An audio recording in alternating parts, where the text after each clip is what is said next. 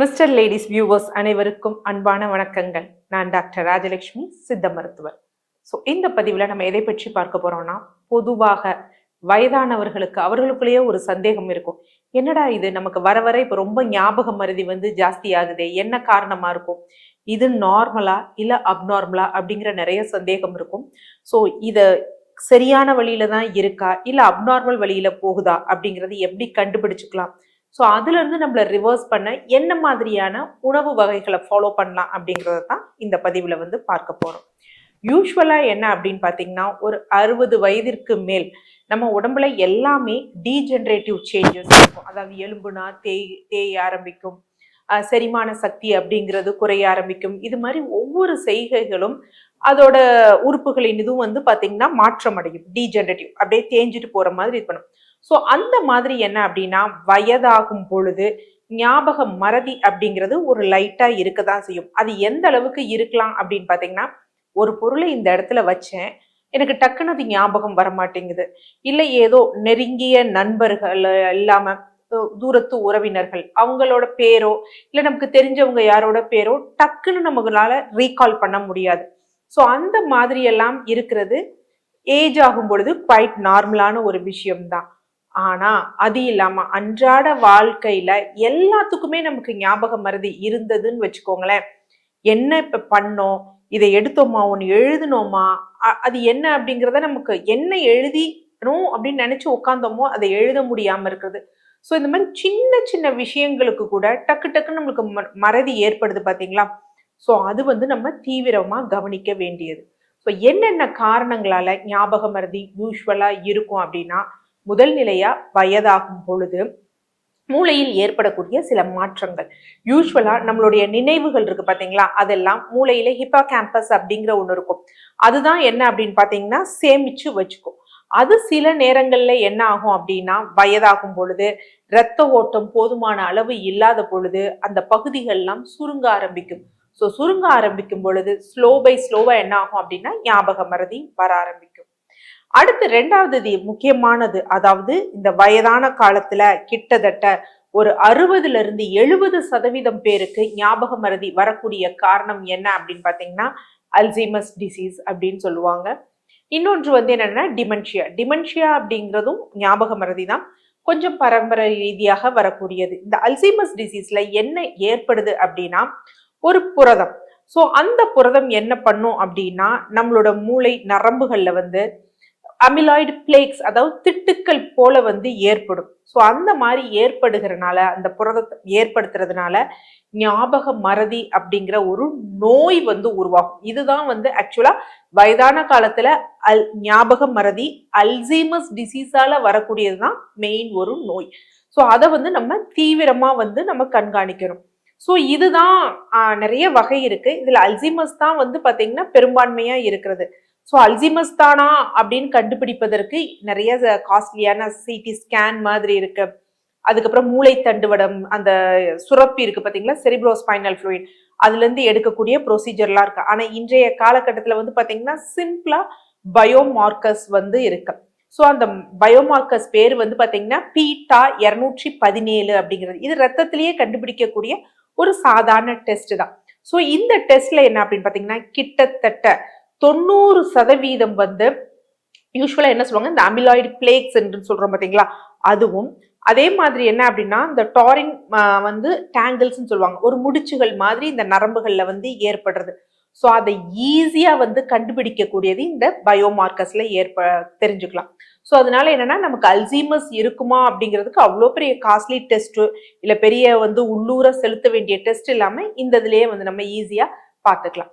அடுத்து மூன்றாவது முக்கியமான விஷயம் என்ன அப்படின்னு பாத்தீங்கன்னா, வயதாகும் பொழுது அவங்களுக்கு ஏற்படக்கூடிய மன அழுத்தம், துக்க நிகழ்வுகள். குறிப்பாக வயதாகும் பொழுது கணவனுக்கு அவ்வளோ காலம் வாழ்ந்த மனைவியை இழக்கும் பொழுதோ, இல்ல மனைவிக்கு அவ்வளோ காலம் நம்ம கூட வாழ்ந்த கணவர் இழப்பு ஏற்படுகிற பொழுது அவங்களால அதை மேனேஜ் பண்ணிக்க முடியாது.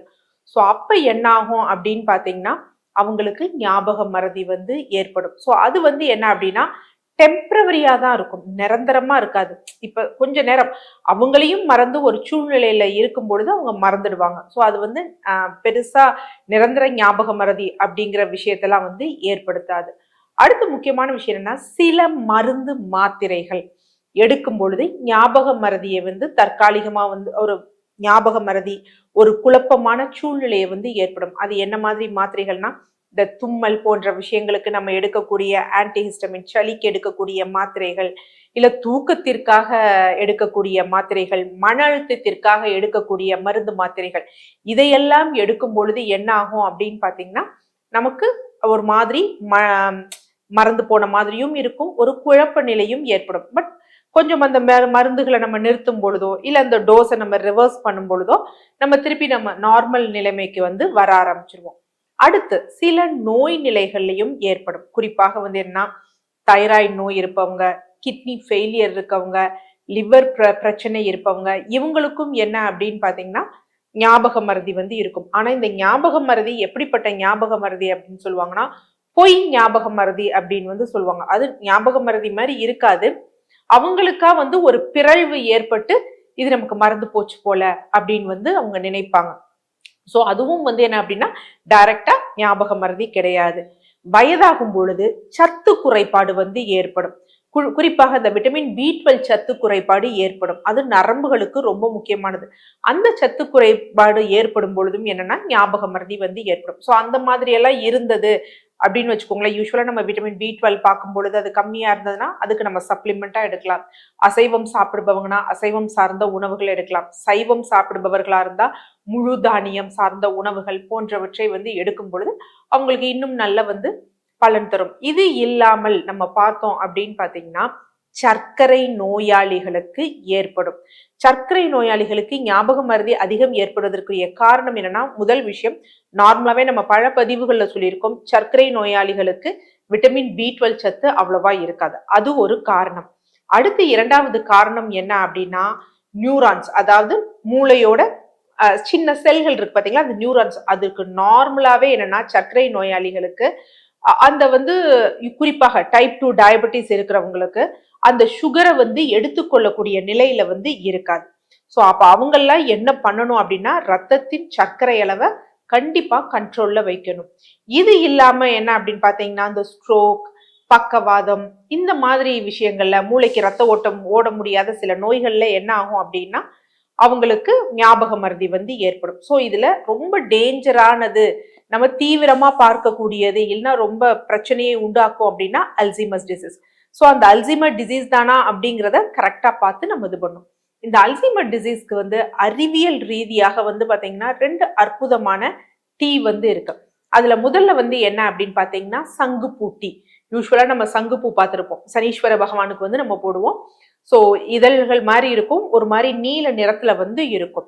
ஸோ இந்த சங்குப்பூ டீ வந்து நல்ல ஒரு பிளட் பியூரிஃபையர் மட்டும் இல்லாம நரம்புகளையும் தூண்டுவிக்கக்கூடிய தன்மை வந்து இதுக்கு இருக்கு. இந்த ஞாபக மறதியில வந்து நம்ம முன்னாடி சொன்னோம் பாத்தீங்களா, இந்த அமிலாய்டு பிளேக்ஸ் அப்படின்னு சொன்னோம் பாத்தீங்களா, அதை வந்து கொஞ்சம் கொஞ்சமாக குறைக்கக்கூடிய தன்மை எதுக்கு இருக்கு அப்படின்னா இந்த சங்குப்பூ டீக்கு இருக்கு. ஸோ இது பெரிய செய்யறது ரொம்ப கஷ்டமான விஷயம் கிடையாது. ஒரு 2 இல்லைன்னா 3 சங்குப்பூ, சின்ன பூவா இருந்தது அப்படின்னா 3 பூக்கள் எடுக்கலாம், நல்ல பெரிய பூக்களா இருந்ததுன்னா 2 பூக்களே எடுத்துக்கலாம். ஸோ இந்த 2 பூக்களை வந்து எடுத்து 1 டம்ளர் தண்ணீர்ல வந்து என்ன பண்ணணும் அப்படின்னா கொஞ்சம் ஒரு மணி நேரம் வந்து ஊற போடணும். இல்ல ஓவரால் நைட் போட்டாலும் நல்லது. போட்டுட்டு என்ன பண்ணணும், காலையில என்ன பண்ணணும் அப்படின்னா லைட்டா சூடு பண்ணணும். ரொம்ப சூடு பண்ணக்கூடாது, பாயில் பண்ற அளவுக்கு வேண்டாம், லைட்டா சூடு பண்ணணும்.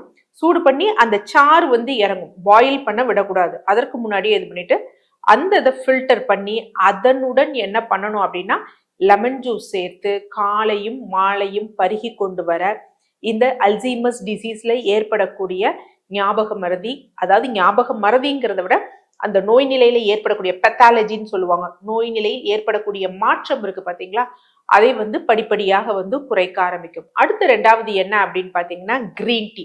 இந்த கிரீன் டீக்கும் இதே தன்மை தான் உண்டு.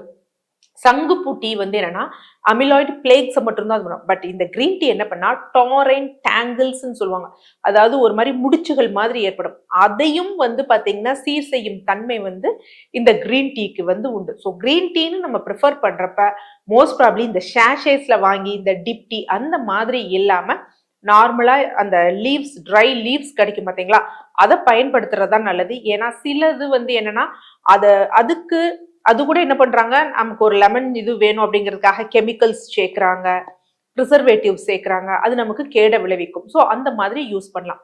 அடுத்து ரொம்ப முக்கியமானது, இதுவும் ஆராய்ச்சி பூர்வமாக நிரூபிக்கப்பட்டது என்ன பட்டது, குறிப்பாக வயதானவர்களுக்கு, அதுவும் 70 வயதிற்கு மேல் இருக்கவங்களுக்கு ஆராய்ச்சியில தெரிஞ்சது என்ன அப்படின்னு பாத்தீங்கன்னா வால்நட். ஸோ வால்நட்ல என்ன இருக்கு அப்படின்னா omega-3 ஃபேட்டி ஆசிட்ஸ் வந்து இருக்கு. அதன் சார்பா இருக்கக்கூடிய ஆல்பா லினோலிக் ஆசிட் ALA வந்து இருக்கு. இதுவும் என்ன அப்படின்னா அல்சீமர்ஸ் டிசீஸ் மட்டும் இல்ல, வயதானவர்களுக்கு வரக்கூடிய ஞாபக மறதிக்கு வந்து நல்ல ஒரு தீர்வு கொடுக்குறது. ஸோ அப்ப டெய்லி வந்து பாத்தீங்கன்னா ஒரு 7 வால்நட், அரையா உடைத்த வால்நட் வந்து எடுத்துக்கணும். ஸோ முன்னொரு பதிவுல கூட வந்து என்ன அப்படின்னு பாத்தீங்கன்னா வால்நட் வந்து 7க்கு மேல வந்து எடுக்கக்கூடாதா, பாதி உடைத்தது அப்படின்னு. எடுக்கலாம், தவறு கிடையாது. ஏன்னா வயதானவர்கள் அப்படிங்கிறப்ப அவங்களோட செரிமானத்தன்மை இதையெல்லாம் மைண்ட்ல வச்சுக்கணும். அவங்களோட லிபிட் ப்ரொஃபைல் எல்லாத்தையும் மைண்ட்ல வைக்கிறப்போ ஒரு சேஃப் டோசேஜ்னு இருக்கு பாத்தீங்களா, அது 7 வால்நட் ஹாஃபா உடைச்சது வந்து எடுத்துக்கலாம்.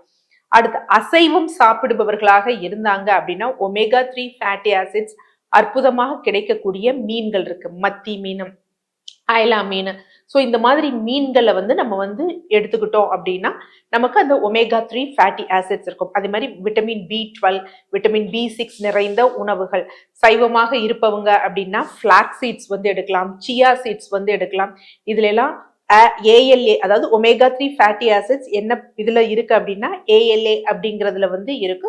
ஸோ நல்ல பலன் தரும். சியா சீட்ஸ் எப்படி எடுக்கலாம் அப்படின்னு பாத்தீங்கன்னா 1 டீஸ்பூன் இரவு தண்ணீர்ல ஊற போட்டுட்டு எடுக்கலாம். இல்ல மோர்ல ஊற வச்சதை மோர்ல கலந்தோ இல்ல கொஞ்சம் தயிர்ல கலந்தோ வந்து எடுக்கலாம். சியா சீட்ஸ் அப்படிதான் வந்து எடுக்கணும்.